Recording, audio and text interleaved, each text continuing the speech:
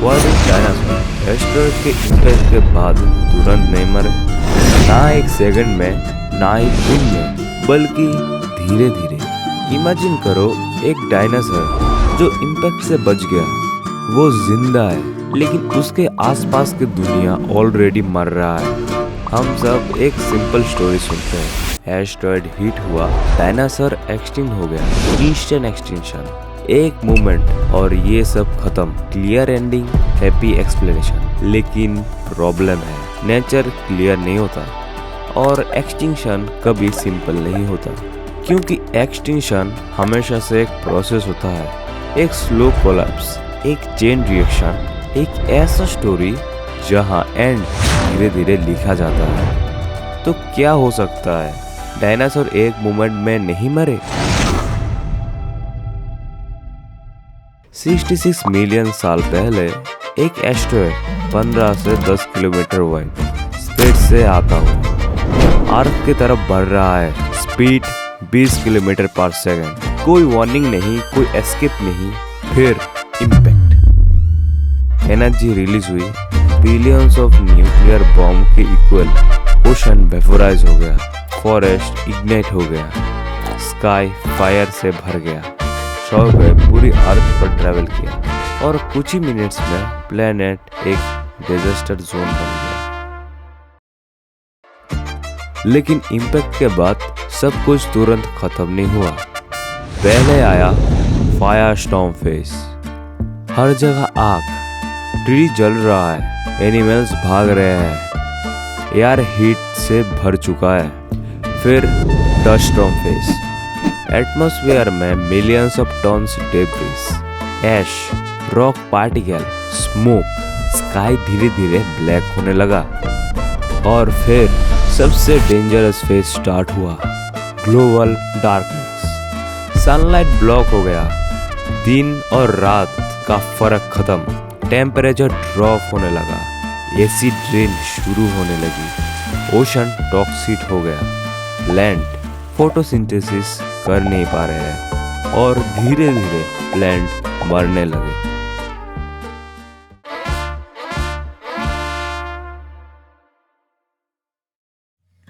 और जब प्लांट्स गए, हार्बिवोर क्रिएचर बिल्कुल मरने लगे।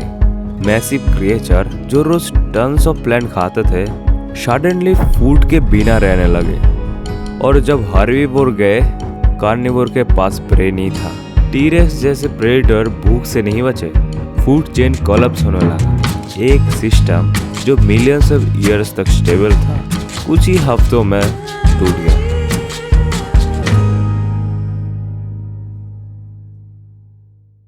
लेकिन सब कुछ एक साथ नहीं गिरा। कुछ डायनासोर सरवाइव कर गए होंगे।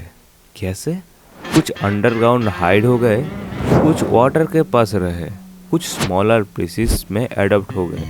दिन, हफ्तों, महीनों तक लाइफ स्ट्रगल कर रही थी, लेकिन सर्वाइवल टेम्पररी था।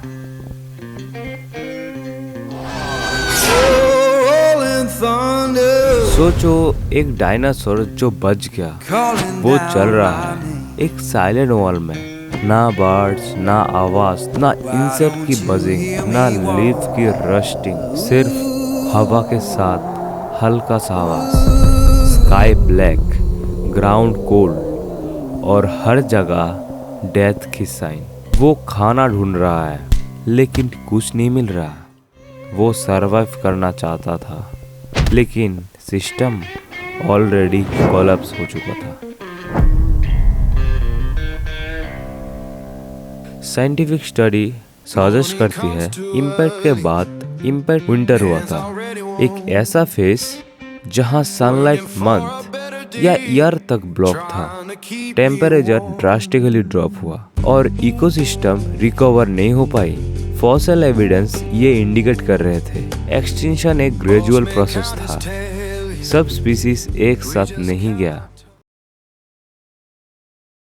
तो एक्चुअल सवाल, डायनासोर कितने टाइम तक सरवाइव किए? एग्जैक्ट आंसर अननोन है, लेकिन सिस्टम एस्टिमेट के अकॉर्डिंग कुछ वीक्स, कुछ मंथ या शायद कुछ ईयर्स। लेकिन इम्पोर्टेंट बात यह है, एस्टेरॉयड ने डायनासोर को तुरंत नहीं मारा। उसने सिर्फ ट्रिगर दिया। रियल किलर था darkness, cold, starvation, ecosystem collapse, एक ब्रोकन वर्ल्ड। सो डायनासोर तुरंत एक्सटिंक्ट नहीं हुआ, लेकिन उसके पास सर्वाइव करने के लिए वर्ल्ड ही नहीं बचा, जहां हर दिन उन्हें तोड़ और मर रहा था। तो एक्चुअल किलर कौन था? एस्टेरॉयड या वो इकोसिस्टम जो एस्टेरॉयड ने डिस्ट्रॉय किया? क्या एक्सटिंक्शन एक इवेंट था या एक स्लो सफरिंग? क्या डायनासोर एक मोमेंट पे मरे या वो एक डाइंग प्लेनेट का लास्ट विटनेस था?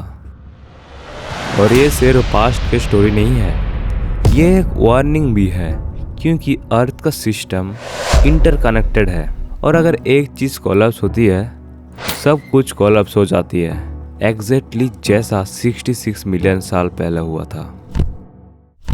हम एक्सटिंक्शन को एक मोमेंट जैसा इमेजिन करते हैं, एक फ्लैश, एक इम्पैक्ट, एक एंड, लेकिन रियलिटी स्लो थी, पेनफुल थी और साइलेंट थी। एंड एक सेकंड में नहीं आया, वो धीरे धीरे आया, दिन ब दिन, साल ब साल, और हर दिन दुनिया तोड़ और ख़त्म होती गई।